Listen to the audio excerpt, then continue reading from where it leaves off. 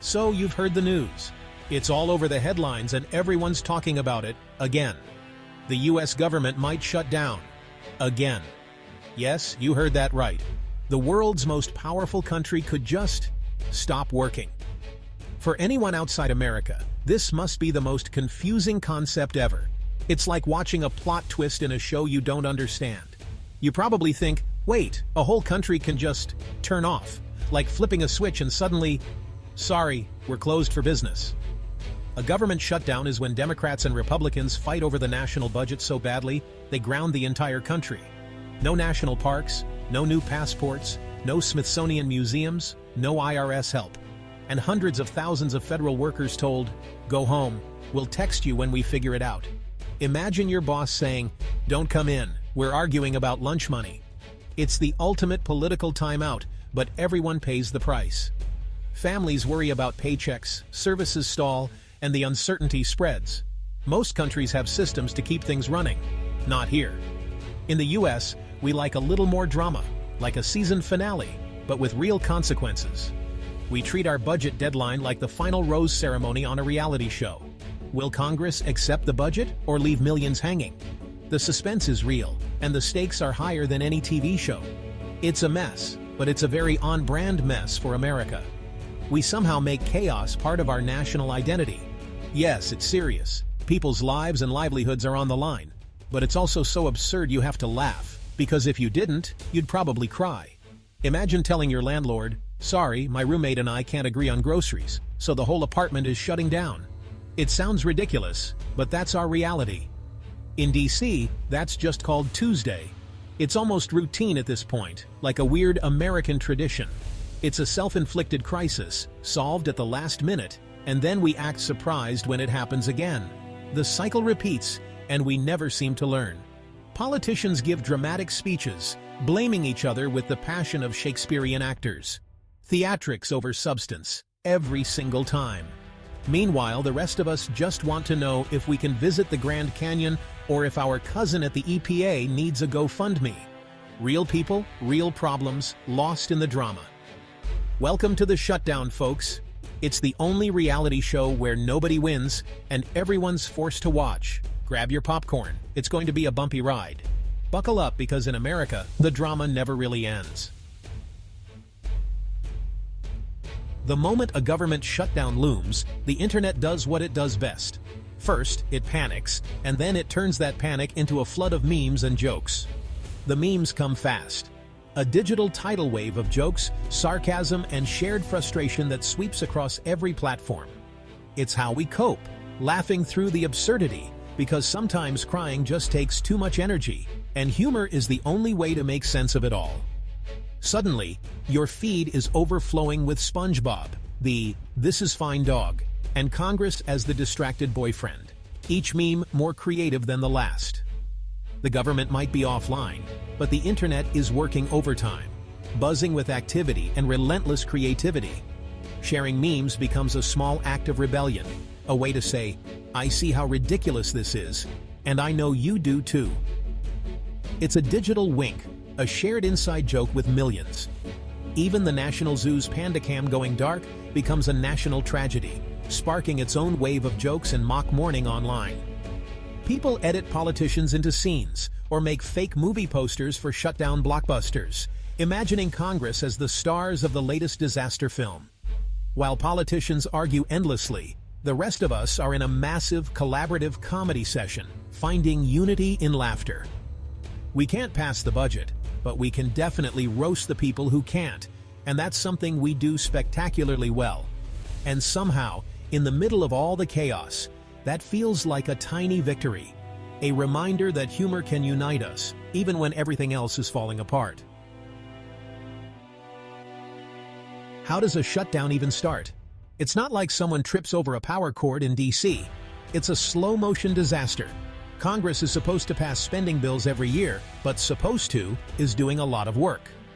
The deadline looms. Both sides want different things, and the staring contest begins. It's a high-stakes game of chicken with the nation's economy. Politicians hold dueling press conferences, each blaming the other with scarier charts. They're not talking to each other, they're talking to the cameras, crafting sound bites. As the deadline nears, desperation sets in. They propose short-term fixes, political snooze buttons. Sometimes it works, sometimes it doesn't. One faction might hold the process hostage over a single issue. Midnight hits, funding expires, and the government shuts down. The dinner bill argument is over, and now everyone's sitting in the dark, hungry, and angry. Welcome to American governance. When the government shuts down, the politicians still get paid. Their salaries are protected by law, so their paychecks keep coming no matter what. The people who actually do the work, not so much.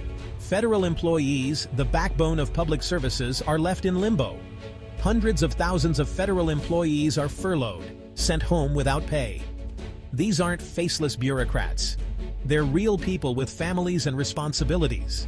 They're your neighbors, weather scientists, food inspectors, park rangers. They keep our communities safe, healthy, and running smoothly. Suddenly their income is gone. Mortgages, groceries, school supplies still do. The bills don't stop just because the government does. During past shutdowns, workers have driven for Uber, sold plasma, and scrambled to make ends meet in any way they can. Some have even turned to food banks. The pain ripples out. Small businesses lose customers, tourism tanks, and families find national parks locked, vacations ruined, and memories put on hold. The economic cost runs into the billions, affecting local economies and entire industries, far more than whatever Congress was fighting over in the first place. People who rely on government services, veterans, farmers, travelers, face delays and backlogs. Scientific research stops. Passports are delayed. Progress stalls. The mess lingers long after the government reopens. It takes weeks, sometimes months, to catch up. While politicians blame each other on TV, pointing fingers and making speeches, real people pay the price. It's a stark reminder. Political games in Washington have real, painful consequences for families across the country. The shutdown isn't just a headline, it's a hardship that hits home for millions. And it's always the ordinary Americans who suffer most, bearing the brunt of decisions made far from their daily lives. Now, let's add another layer: Donald Trump. For Trump, a shutdown isn't just a failure, it's a political opportunity. He uses it to hammer home his favorite narrative: blue cities are chaotic and failing. When federal services in cities falter, he seizes the moment, blaming Democratic mayors for the mess, even if he helped cause it. It's political judo turning a national crisis into a local one, pinning the blame on his opponents.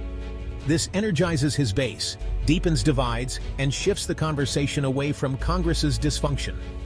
In the shutdown saga, Trump isn't just a politician. He's a storyteller, spinning chaos into a campaign ad. Picture two news shows on day 15 of a shutdown. On one, an economist explains the GDP loss, the hardship for workers, and the damage to America's reputation. On another, a host shows a trash can overflowing in D.C., blaming the radical left for the mess. One America sees a complex failure of governance, a spreadsheet problem. The other sees a battle for the nation's soul, with every overflowing trash can as proof of moral decay. These two realities exist side by side, barely speaking the same language. For some, the shutdown is a headache. For others, it's a righteous struggle. This divide is why shutdowns keep happening, and why they're so hard to end. We've seen it all: the grandstanding, the memes, the real pain, and the political spin. A government shutdown is the perfect metaphor for American politics: loud, divisive, and inefficient. We joke about it, but the punchline is wearing thin. Behind every meme is a family wondering how to pay the bills. Each shutdown erodes trust, costs billions, and deepens our divides. We laugh because outrage is exhausting, but the consequences are real. The shutdown saga isn't just politics. It's about the gap between decision makers and everyone else. And for millions of Americans, the punchline isn't funny at all. It just hurts.